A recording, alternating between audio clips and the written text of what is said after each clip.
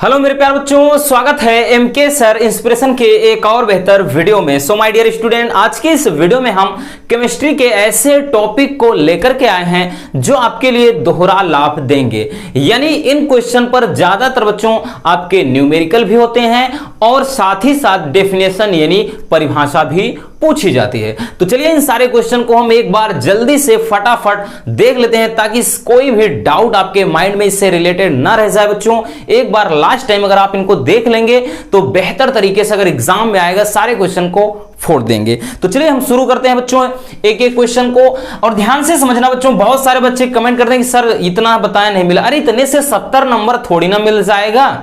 लेकिन बच्चों कुछ ऐसे क्वेश्चन हैं जो हर हाल में हर सेट में होते हैं। तो भाई अगर आपको 2-4 नंबर इस वीडियो के जरिए मिल जाता है तो बहुत बड़ी बात है। बाकी इसमें नियम वाले क्वेश्चन को हमने नहीं रखा है। अब भाई कई बार बता चुके हैं, सेकेंड केमिस्ट्री में टाले-नेपियर-मार्क, फेलिंग विलियन, उसके बाद ल्यूकास परीक्षण, किंडवन एक वीडियो में डाला है बच्चों। और साथ ही नियम में कोलराउस का नियम, राउल्ट का नियम, उसके बाद हार्डी-सुल्जे नियम, ठीक, ये सारे जो नियम होते हैं बच्चों आपके हेनरी के नियम, उनको भी एक ही वीडियो में देखा है। तो नियम, टिप्पणी और जो इंपॉर्टेंट है उनको नहीं रखा है, केवल जो परिभाषा और जिस पर ज्यादातर न्यूमेरिकल बनते हैं ऐसे क्वेश्चन को हम इग्नोर नहीं करेंगे। तो चलिए एक एक करके देख लेते हैं। पहला क्वेश्चन है बच्चों मोलरता। मोलरता किसे कहते हैं, ठीक है ना। और भाई से हो सकता है परिभाषा ना आए तो इस पे एक न्यूमेरिकल आ जाएगा। तो मोलरता क्या होता है, ध्यान से समझना एक एक टॉपिक को बच्चों। जैसे कोई यहां पर पहले समझ लीजिए, ठीक, ऐसे कोई मान लेते हैं पात्र है, बर्तन है, और इसकी कैपेसिटी कितना है रसगुल्लो, मान लेते हैं कि इसमें 1 लीटर सॉल्यूशन यानी पूरा विलयन आ रहा है। तो ये 1 लीटर में आपने मान लेते हैं कि इसमें कुछ मात्रा मान लेते हैं 5 ग्राम बच्चों नमक मिला दिया। नमक क्या हो गया, विलेय हो गया। अब जिसमें घोल रहे हैं रसगुल्लों वो उसको क्या बोलते हैं अपन, विलायक बोलते हैं, ठीक। तो 1 लीटर पूरा विलयन है। तो 1 लीटर बच्चों, 1 लीटर विलयन में घुले विलेय के मोलों की संख्या को ही क्या कहते हैं, मोलरता कहते हैं। परिभाषा ध्यान से सुनिए, हमने क्या कहा कि 1 लीटर विलयन में, ये 1 लीटर है बच्चों, तो 1 लीटर विलयन में घुले विलेय के, विलेय मतलब जिसको घोले उसको विलेय कहा जाता है। जैसे चीनी घोल रहे हो, नमक घोल रहे हो, यूरिया घोल रहे हो, ग्लूकोज घोल रहे हो, ये सब क्या बच्चों, विलेय हैं। तो 1 लीटर विलयन में घुले विलेय के मोलों की संख्या को ही कहते हैं बच्चों मोलरता। अब इसका जो फार्मूला होता है रसगुल्लों, M बराबर, यानी मोलरता को M से ही दर्शाते हैं। मोलरता बराबर ये क्या होता है फार्मूला, W/M इंटू V होता है, और ये बच्चों ml में होता है और गुणे का 1000। इस तरह से बच्चों आप क्या करेंगे, मोलरता वाले क्वेश्चन को यानी इस पर जो भी न्यूमेरिकल आएगा इजिली सॉल्व कर सकते हैं। अब W क्या है, विलेय का भार, यानी जितना ग्राम घोला जाए वो विलेय है। और ये स्मॉल m क्या है, उसका अणुभार। और अणुभार कैसे निकलते हैं, तो उनके परमाणु भारों का योग कर दीजिए बच्चों। और उसके बाद ये V क्या है, आयतन है, दिया रहेगा 450 ml, 500 ml, 600 ml ऐसे करके, और यहां पर ml में है इसीलिए 1000 का गुणा कर दिया है, ठीक है ना। तो ये बच्चों मोलरता हो जाता है। अब दूसरा क्वेश्चन चलिए, मोललता। नाम देखिए थोड़ा अंतर है मोलरता और मोललता। तो मोललता क्या है बच्चों, इसी में थोड़ा परिवर्तन है, इसको अच्छे से समझ लीजिए। हमने यहां पर क्या बताया, 1 लीटर विलयन, लेकिन बच्चों इसमें क्या है कि हम मान लेते हैं कैपेसिटी 1 kg कर देते हैं। अब 1 लीटर यहां पर विलायक इसको बोल देंगे, यहां पर विलयन नहीं कहेंगे। 1 लीटर नहीं बल्कि 1 kg, यहां पर लीटर चलता है किसमें, मोलरता में, ठीक है ना। मोलरता में बच्चों लीटर चलता है और मोलरता है तो 1 किलोग्राम। तो 1 किलोग्राम विलायक में, विलायक का मतलब जैसे क्या है, जो चीज किसी चीज को घोल ले, जैसे पानी हो गया, दूध हो गया, तेल हो गया, वो सब विलायक है। उसमें जो घोलोगे वो विलेय होता है, ठीक है। तो 1 kg या 1 किलोग्राम विलायक में बच्चों घुले विलेय के, यहां पे कोई विलेय कोई पदार्थ है उसको आप घोल रहे हो तो उसी के मोलों की संख्या को क्या कहते हैं, मोललता। मोलरता में क्या बताया कि 1 लीटर विलेन में घुले विलेय के मोलों की संख्या के मोलरता कहते हैं, और 1 किलोग्राम विलायक में घुले विलेय के मोलों की संख्या को बच्चों क्या कहते हैं, मोलरता कहते हैं।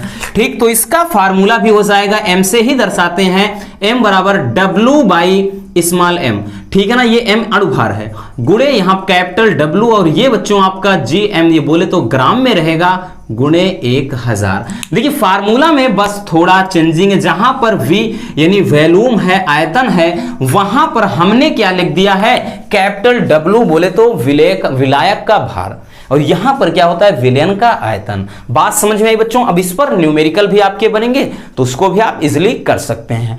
नेक्स्ट क्वेश्चन है मोल प्रभाज। मोल प्रभाज को समझते हैं बच्चों, ध्यान से देखिएगा। देखिए मोल प्रभाज है, जैसे मान लेते हैं A और B, समझने का प्रयास करना रसगुल्लों, A और B।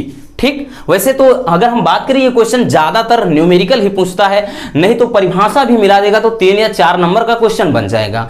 A और B 2 विलेयन हैं, और A में विलेय के मोलों की संख्या मान लेते हैं Na है, और इसमें विलेय के मोलों की संख्या Nb है। तो ये अलग अलग मोलों की संख्या हो गई।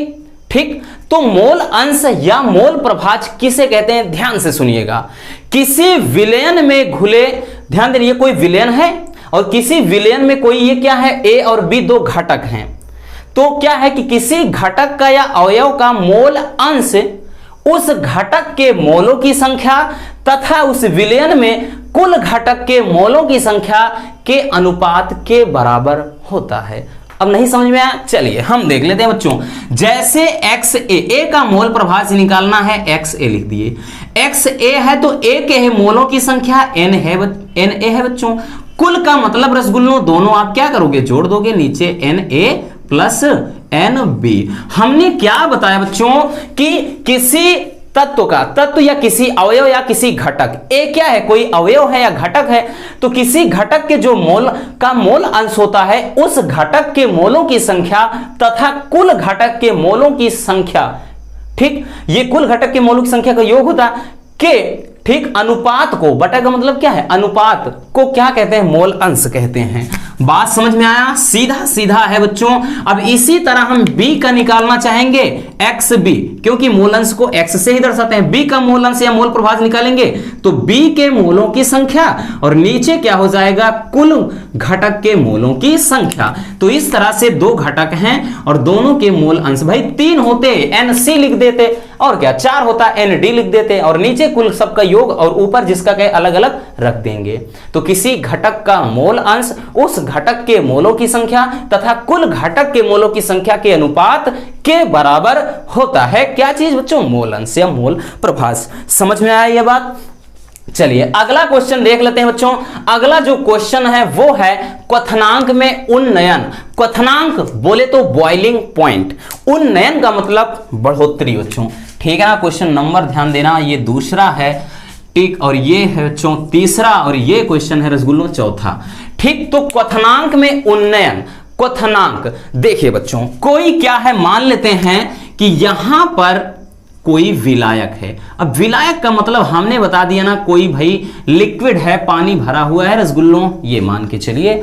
तो विलायक में, ठीक, विलायक में कोई अवाष्पशील पदार्थ घोलने पर, अब इसमें कोई पदार्थ आप घोल देते हैं बच्चों, ऐसा पदार्थ अवाष्पशील, अवाष्पशील का हमने बताया था बच्चों, अवाष्पशील का मतलब जिसमें चालकता का गुण ना हो, यानी जिसके विद्युत, जिसके जलीय विलयन में धारा प्रवाहित ना कर सके। जैसे हो गया बच्चों यूरिया हो गया, ग्लूकोज हो गया, और उसके बाद शर्करा यानी शक्कर हो गया। इन सब का घोल बना कर इसमें धारा प्रवाहित करोगे बच्चों, धारा नहीं बहेगी। जैसे लेकिन नमक का घोल है, उसमें इलेक्ट्रिक का प्रवाह होगा, धारा का प्रवाह होगा। तो अवाष्पशील, ठीक है, समझ गए कि अवाष्पशील पदार्थ क्या होते हैं। तो क्या होता है, किसी विलायक में कोई अवाष्पशील पदार्थ घोल देने पर क्वथनांक में जितना वृद्धि होती है, यानी जितने अंश की वृद्धि होती है, या क्वथनांक में होने वाली वृद्धि को ही बच्चों कहते हैं क्वथनांक में उन्नयन। अब इसका देखिए बच्चों, या तो परिभाषा पूछेगा या इस पर न्यूमेरिकल देगा। न्यूमेरिकल देगा तो रसगुल्लों उसके लिए फार्मूला है डेल्टा टी बी, टीबी क्या है, बी क्या है बॉइलिंग पॉइंट, टी बोले तो टेम्परेचर, तो टीबी क्या है क्वथनांक में उन्नयन है। तो टीबी बराबर होता है गुणे मतलब 1000 गुणे केबी गुणे होता है बच्चों स्मॉल डब्लू अपान एम गुणे कैपिटल डब्लू। कई बार बता चुके हैं रसगुल्लों, ये फार्मूला मोस्ट इंपॉर्टेंट है, इस पे न्यूमेरिकल जरूर आएगा। जिन्होंने मेहनत किया है भाई वो तो अच्छा से करके आएंगे, बाकी जो 4 दिन से पढ़ रहे हैं भाई 4 दिन में हम किसी को 70% मतलब 70 नंबर का पेपर हल नहीं करवा सकते हैं। जो दिन रात मेहनत किए हैं ना वो करेंगे, लेकिन हाँ इससे आपको बेहद मदद मिल जाएगी बच्चों, काफी ज्यादा ये आपके लिए बेनिफिट साबित होगा। तो क्वथनांक में उन्नयन समझ में आया कि किसी विलायक में अवाष्पशील पदार्थ घोलने पर क्वथनांक में होने वाली वृद्धि को क्वथनांक में उन्नयन कहते हैं। अब इसके लिए फार्मूला ये है, इसी से चाहे बच्चों चाहे ये दे देगा अनुभार पूछ लेगा, या फिर अनुभार भाई अनुभार दिया रहेगा इसका मान पूछेगा, या तो सब कुछ दिया रहेगा मतलब इसके भी का मान पूछ लेगा। तो इस तरह से क्वेश्चन कोई भी घुमाए आपका जो फार्मूला है सेम। और इसमें बच्चों चलिए सैंपल देख लेते हैं कि किसका क्या मतलब होता है। देखिए डेल्टा टीबी क्या है बच्चों क्वथनांक में उन्नयन, यानी क्वथनांक में जो भी उन्नयन होगा डिग्री में केल्विन में वो दिया रहेगा, ठीक टेम्परेचर। और नेक्स्ट है जो केबी है मोलल उन्नयन स्थिरांक, ये कांस्टेंट वैल्यू होगा, कुछ ना कुछ दिया रहेगा, ठीक इसका मान। और स्मॉल डब्ल्यू विलेय का भार होता है बच्चों, और स्मॉल एम क्या होता है विलेय का अणु भार होता है, और कैपिटल डब्ल्यू विलायक का भार यानी जिसमें कुछ चीज घोला जा रहा है। ये बात समझ में आ गई। चलिए अब इसी से रिलेटेड एक टॉपिक है रसगुल्लों हिमांक में अवनमन। अब देखिए हिमांक है और वहां पर क्वथनांक है, तो अंतर इतना है बच्चों कि जहां जहां ये डेल्टा टीबी है वहां डेल्टा टीएफ हो जाता है, और जहां पर केबी है वहां केएफ, एफ यानी फ्रीजिंग पॉइंट हिमांक, बी क्या होता है बॉइलिंग पॉइंट यानी क्वथनांक। परिभाषा सेम ऐसे रहेगा कि क्या होता है किसी विलायक में अवाष्पशील पदार्थ घोलने पर हिमांक में होने वाली कमी को कहते हैं बच्चों हिमांक में अवनमन। अवनमन का मतलब कमी और उन्नयन का मतलब बढ़ोतरी यानी वृद्धि। परिभाषा समझ में आया बच्चों, इसी से समझ लीजिए कि किसी विलायक में कोई अवाष्पशील पदार्थ घोलने पर हिमांक में जो कमी होती है उसे कहते हैं हिमांक में अवनमन। इसका जो फार्मूला होगा बच्चों वो होगा डेल्टा टी एफ बराबर 1000 गुणे के एफ गुणे स्मॉल डब्लू अपान हो जाएगा एम गुणे कैपिटल डब्लू, मतलब कैपिटल डब्लू हो जाएगा, है ना बच्चों। ये चीज ध्यान में रखना। अब इसमें भी सैंपल की बात करूं तो भाई डेल्टा टीएफ क्या है हिमांक में अवनमन है, और केएफ क्या है ये अवनमन मोलल अवनमन स्थिरांक है, स्मॉल डब्ल्यू क्या है बच्चों ये विलेय का भार होता है, और ये स्मॉल एम क्या है ये विलेय का अणु भार होता है, और ये कैपिटल डब्ल्यू क्या है बच्चों विलायक का भार होता है। समझ में आई बात। चलिए अब परासरण होता क्या है, ध्यान से समझना परासरण किसे कहते हैं। एक अर्धपारगम्य मान लेते हैं बच्चों झिल्ली है, ठीक अर्धपारगम्य। अब अर्धपारगम्य कभी कभार तो पूछ लेता है कि अर्धपारगम्य झिल्ली किसे कहते हैं, तो बच्चों क्वेश्चन यहां से भी बन गया। अर्धपारगम्य झिल्ली, अर्ध यानी आधा, पारगम्य मतलब आर पार जाना, तो ऐसी झिल्ली या ऐसा आवरण जिसमें विलेय के कण आसानी से ना जा सके बल्कि विलायक के कण आसानी मतलब विलायक जबकि विलायक के कण आसानी से जा सके आर पार, उसे कहते हैं अर्धपारगम्य झिल्ली या चर्मपात्र झिल्ली। समझ गए बच्चों। जैसे जैसे एक आपने देखा होगा कोई साड़ी वगैरह होती ना साड़ी, ठीक है ना, और उसमें जो क्या कहते हैं अगर कोई गोंद डाल दीजिए या फिर ठीक जैसे आप शहद वगैरह डाल दीजिए, या फिर कोई जैसे भाई जलेबी बनाने के लिए कोई शीरा जिसको सीरा कहा जाता है सीरा, उसकी रस्सी है तो धीरे धीरे वो टपकेगा, एकदम धीरे धीरे रिसाव होगा। लेकिन अगर पानी डाल दोगे तो तेजी से आर पार निकल जाएगा।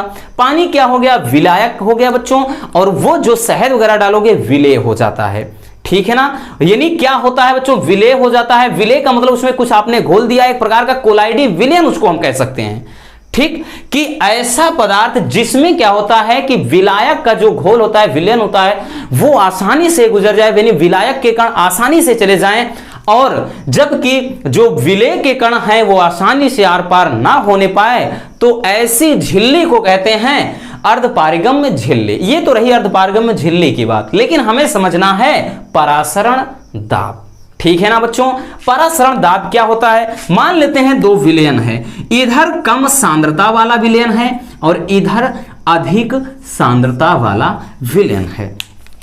तो कम सांद्रता वाले विलयन से अधिक सांद्रता वाले विलयन की ओर विलायक का जो प्रवाह होता है उसी को कहते हैं परासरण दाब। बहुत ही सिंपल है। हमने क्या बताया कि मतलब कोई भी विलायक है, विलायक का कम सांद्रता से अधिक सांद्रता की ओर प्रवाह क्या कहला, प्रवाह का मतलब बहना, ठीक है ना। कोई विलायक है और वो क्या है, कम सांद्रता से अधिक सांद्रता की ओर बह रहा, और किसके द्वारा, ये भी ध्यान देना, अर्धपारगम्य झिल्ली। तो इसको भी ऐड जरूर करना कि विलायक का कम सांद्रता से अधिक सांद्रता की ओर अर्धपारगम्य झिल्ली द्वारा गुजरना वो कहलाता है बच्चों परासरण दाब। बहुत सारे डिफिनेशन है, 3 से 4, लेकिन ये आसान है, इसको ही देखिए, ठीक है ना।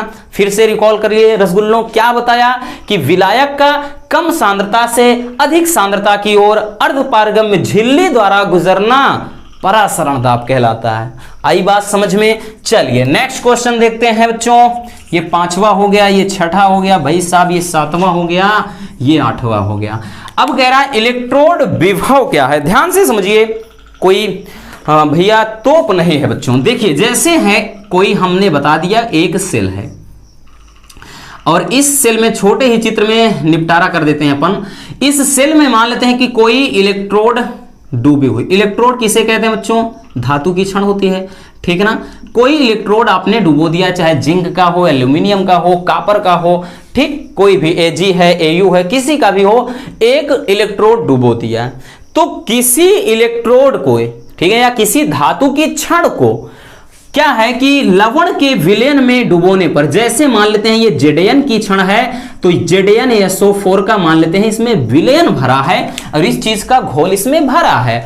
तो किसी धातु की छड़ को उसके लवण के विलयन में डुबोने पर इस धातु, ये बच्चों धातु है और यहां पर आपका विलयन भरा, तो धातु और विलयन के बीच में, धातु और विलयन के बीच में एक विभवांतर या एक विभव स्थापित हो जाता है बच्चों, उसी को कहते हैं इलेक्ट्रोड विभव। बात समझ में आई। हमने क्या बताया कि किसी धातु की छड़ को उसके लवण के विलयन में डुबोने पर धातु की छड़ और विलयन के बीच में एक विभव स्थापित होता है या एक विभव उत्पन्न हो जाता है, उसे कहते हैं इलेक्ट्रोड विभव। और इसको बच्चों दर्शाया जाता है ई से, ठीक है ना, इसको ई से दर्शाते हैं, ध्यान देना। अब अगला है मानक इलेक्ट्रोड विभव। तो सेम कंडीशन है, बस थोड़ा और कुछ चीजें ऐड करना है। तो यहां पर ऐड ये करना है बच्चों कि ये हमने तो मान ही लिया कि भाई कोई क्या है, ये कोई सेल है और इसमें क्या है भाई विलयन भरा हुआ, इसमें धातु की छड़ डुबो दिया आपने, ठीक। तो इसमें परिवर्तन इतना हो जाता है बच्चों कि 25 अंश सेल्सियस ताप पर, ठीक है ना, 25 अंश सेल्सियस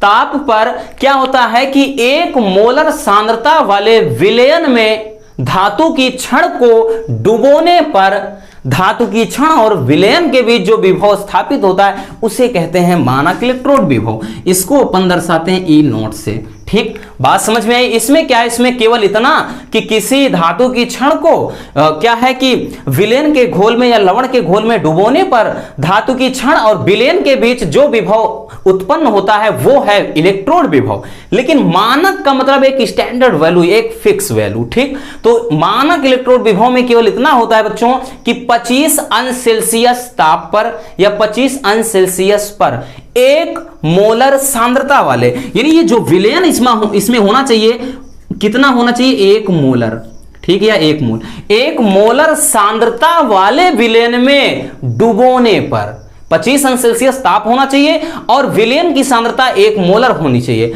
तो उस विलयन में धातु की छड़ डुबोने पर धातु की छड़ और विलयन के बीच जो विभव लगता है वो कहलाता है मानक इलेक्ट्रोड विभव। आई बात समझ रसगुल्लों। चलिए नेक्स्ट क्वेश्चन है, निर्नष्ट समीकरण या नष्ट समीकरण पूछा जाता है। किसे कहते हैं? तो इलेक्ट्रोड विभव और मानक इलेक्ट्रोड विभव को व्यक्त करने के लिए नेर्नस्ट या नर्स्ट नामक वैज्ञानिक ने एक समीकरण दिया, उसी को कहते हैं बच्चों नर्स्ट समीकरण या नेर्नस्ट समीकरण। यह समीकरण जो होता है आपका E बराबर E0, ये क्या है?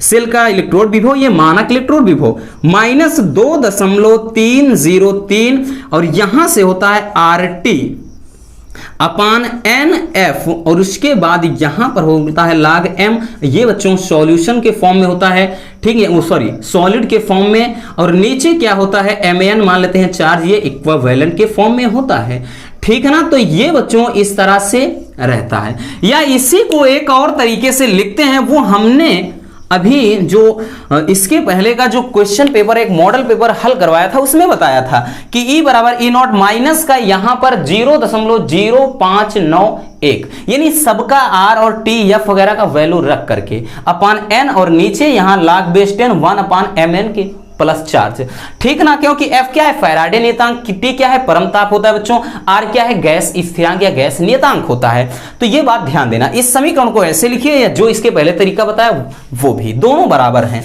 अब नेक्स्ट होता है चालकता। तो चालकता को बच्चों यहां से K से दर्शाते हैं कप्पा। तो क्या होता है? विशिष्ट प्रतिरोध के व्युत्क्रम को, विशिष्ट प्रतिरोध के व्युत्क्रम को कहते हैं चालकता, ठीक है ना। इसको ऐसे भी लिखा जा सकता है, या बच्चों K बराबर, अब इसके बराबर RA अपान L होता है, तो भाई कप्पा बराबर L अपान RA, ठीक। कभी कभार पूछ लेता है कि भाई क्या है विशिष्ट, मतलब ये चालकता और प्रतिरोध में संबंध बताइए, तो इस पर भी न्यूमेरिकल आपके पूछे जाते हैं बच्चों।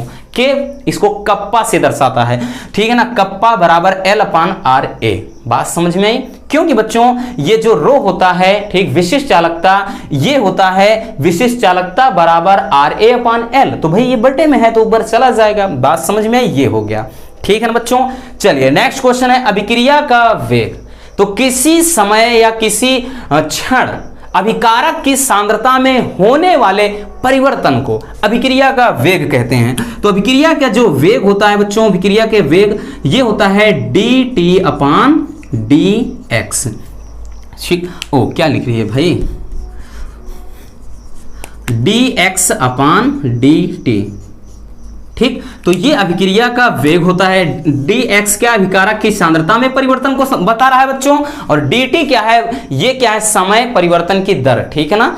तो ये क्या होता है कि किसी क्षण या किसी समय अभिकारक की सांद्रता में होने वाले परिवर्तन को अभिक्रिया का वेग या अभिक्रिया की दर कहते हैं, ठीक। अब आता है बच्चों द्रव स्नेही कोलाइड। देखिए द्रव मतलब भाई द्रव होता है, स्नेह का मतलब प्रेम या लगाव, ठीक। तो द्रव स्नेही कोलाइड किसे कहते हैं? ऐसे कोलाइड जो जल के साथ घुलकर या विलायक के साथ घुलकर आसानी से कोलाइडी विलयन बना देते हैं, उसको कहते हैं द्रव स्नेही कोलाइड कहते हैं। हमने क्या बताया बच्चों? तो ऐसे पदार्थ या ऐसे कोलाइड जो विलायक के साथ मिलकर जल्दी से क्या बना लेते हैं? कोलाइडी विलयन में परिवर्तित हो जाते हैं, ऐसे पदार्थों को कहा जाता है कोलाइड। और कौन सा कोलाइड? द्रव स्नेही कोलाइड, ठीक है ना। जैसे में अगर हम बात करें बच्चों, तो जैसे में आपका क्या हो गया, अगर हम बात करें स्टार्च,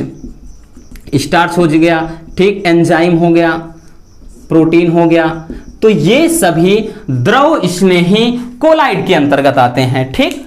नाम ही बच्चों द्रव स्नेही, मतलब समझिए शब्द का बस। तो द्रव स्नेही हो गया। दूसरा है कि द्रव विरोधी कोलाइड किसे कहते हैं? ठीक, द्रव विरोधी, भाई जो द्रव से विरोध करे, यानी ऐसे कोलाइड जो विलायक के साथ घुल करके जल्दी से कोलाइडी विलयन नहीं बनाते हैं या जल्दी से कोलाइडी विलयन में नहीं परिवर्तित होते हैं, ऐसे पदार्थों को कहा जाता है या ऐसे कोलाइड को कहा जाता है द्रव विरोधी कोलाइड। इसके अंतर्गत अगर हम बात करें, जैसे धातु ऑक्साइड होते हैं बच्चों, कोई भी धातु ऑक्साइड हो, ठीक है ना, या फिर सल्फाइड, सल्फाइड के जो विलयन होते हैं वो द्रव विरोधी कोलाइड कहलाते हैं, ठीक। नेक्स्ट है लिगेंड क्या होता है जनाब, काफी ज्यादा इंपॉर्टेंट है। लिगेंड किसे कहते हैं, ध्यान से समझना बच्चों। लिगेंड होता क्या है, एक एग्जांपल ले लेते हैं, K3FeCN6। अब इसमें लिगेंड क्या है, ध्यान देना बच्चों, जो कोष्ठक के अंदर होता है वो होता है लिगेंड, और यहां पर जो कोष्ठक के ये जस्ट बाहर है, यानी जो इस वाले कोष्ठक में बच्चों, इसको अपन बोलते हैं, जो Fe है ये होता है केंद्रीय धातु आयन या केंद्रीय धातु परमाणु।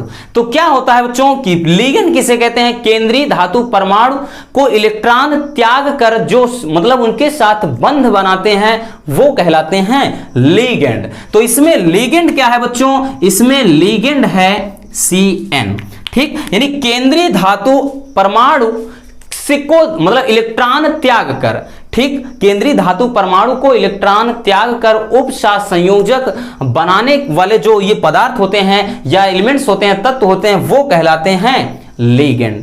ठीक है ना बच्चों, जैसे इसमें Cn होता है, NH3 है, H2O है, एक्वा वगैरह पढ़ा जाता है, NH3 है वगैरह, एमीन पढ़ते हैं, NH2 है, एमीन पढ़ते हैं। तो ये चीज ध्यान देना बच्चों, ठीक, कि जो क्या है केंद्रीय धातु परमाणु को क्या इलेक्ट्रॉन त्याग करके क्या करते हैं, उनके साथ उपसंयोजक बंध बनाते हैं, उन्हें कहते हैं लिगेंड। अब लिगेंड के अलावा क्या होता है, या केंद्रीय धातु परमाणु भी परिभाषा पूछ सकता है। तो भाई केंद्रीय धातु परमाणु क्या होते हैं? जो लिगेंड से सीधे जुड़े होते हैं उनको कहते हैं केंद्रीय धातु परमाणु। अगला है उपसंयोजन संख्या क्या है? तो ये ध्यान देना, लिगेंड केंद्रीय धातु परमाणु के साथ जितने बंध बनाता है। अब भाई यहां पर 6 बंध बना रहा है बच्चों, तो ये 6 क्या हो गया? उपसंयोजन संख्या हो गया, ठीक है ना। तो ये जो होता है लिगेंड केंद्रीय धातु परमाणु के साथ जितने बंध से जुड़ा होता है, जितने उपसंयोजक बंध से जुड़ा होता है, उसे कहते हैं उपसंयोजन संख्या। बात समझ में आई बच्चों। नेक्स्ट है न्यूक्लिक अम्ल। देखिए न्यूक्लिक अम्ल बच्चों होते क्या हैं? तो ये क्या है? केंद्रक में पाए जाने वाले पदार्थ होते हैं, ठीक, एक प्रकार के प्रोटीन होते हैं। और इससे सबसे पहले अगर हम बात करें तो बच्चों फ्रेडरिक मेस्चर नामक वैज्ञानिक ने देखा था और इसका नाम दिया था न्यूक्लिन। बाद में इसे न्यूक्लिक कहा गया। तो एक प्रकार बस इतना ध्यान देना कि ये क्या होते हैं कि न्यूक्लिक अम्ल जो होते हैं वो हमारे शरीर में पाए जाने वाले प्रकार के न्यूक्लियो प्रोटीन होते हैं या फिर क्रोमोसोम के रूप में होते हैं, यानी गुणसूत्र के रूप में होते हैं। ऐसे पदार्थों को कहा जाता है न्यूक्लिक अम्ल। बात समझ में आया कि न्यूक्लिक अम्ल ऐसे पदार्थ होते हैं जो न्यूक्लियो प्रोटीन के रूप में या फिर क्रोमोसोम के रूप में पाए जाते हैं। इनके प्रकार की बात करें बच्चों तो 2 प्रकार का होता है, एक होता है डीएनए और दूसरा होता है आरएनए, मतलब डीऑक्सी राइबोज न्यूक्लिक अम्ल, दूसरा होता है राइबोज न्यूक्लिक अम्ल। समझ में आया। प्रोटीन क्या होते हैं? तो प्रोटीन एक प्रकार के, ध्यान से समझना, ये भी देख लेते हैं बच्चों, हालांकि लॉन्ग में आता है लेकिन कभी कभार 2 नंबर में भी पूछ लेता है। तो प्रोटीन किसे कहते हैं? ध्यान से समझना बच्चों, भाई नंबर बस भूल जा रहे हैं। ये हो गया आपका 9वां नंबर, ये 10वां हो गया, 11वां हो गया, 12वां हो गया, भाई साहब 13 हो गए, 14 हो गए और 15 हो गए, 16 हो गए, ठीक, और ये हो गए आपके 17, 18, ठीक। अब देखिए बच्चों प्रोटीन क्या होते हैं? तो प्रोटीन जटिल कार्बनिक यौगिक होते हैं या जटिल कार्बनिक पदार्थ होते हैं, ठीक, बस इतना लिखना है। 2 नंबर में क्वेश्चन आया तो प्रोटीन एक प्रकार के जटिल कार्बनिक यौगिक होते हैं जो न्यूक्लिक अम्ल के, जो एक प्रकार के मतलब न्यूक्लिक अम्ल होते हैं। यही चीज भाई हमने बताया ना, इनका संबंध हो, इसमें भी बताया एक प्रकार के न्यूक्लियो प्रोटीन होते हैं। वही चीज है कि प्रोटीन जटिल कार्बनिक यौगिक के रूप में पाए जाते हैं और इनका पूछा जाता है कि भाई हमारे शरीर में क्या है, इनका क्या महत्व होता है, यही पूछता है। तो भाई शरीर के वृद्धि व विकास में सहायक होते हैं, ठीक। और हम बात करें तो हमारे जो शरीर में जो राइबोसोम होता है उसे प्रोटीन का कारखाना कहा जाता है, यानी वहीं पर प्रोटीन का संश्लेषण होता है, ठीक। तो ये चीजें होती हैं कि वृद्धि व विकास में सहायक होते हैं, हमारे दिमाग को यानी मस्तिष्क को जल्दी से क्या है वृद्धि व विकास मतलब विकसित करते हैं, ये चीजें हैं। कार्बोहाइड्रेट क्या है बच्चों? कार्बोहाइड्रेट बच्चों ऐसे यौगिक होते हैं जिनमें एल्डिहाइड व कीटोन समूह उपस्थित होता है। ऐसे पदार्थों को या ऐसे यौगिक को कहते हैं बच्चों कार्बोहाइड्रेट। अब कार्बोहाइड्रेट मतलब है बच्चों अगर इन्हें जल में आप घोलोगे तो एल्डिहाइड समूह और कीटोन समूह विभाजित हो जाएंगे। अगर इनमें हम प्रकार की बात करें तो भाई भौतिक आधार पर इसे 2 फॉर्म में यानी शर्करा और अशर्करा के रूप में बांटा जाता है ना बच्चों।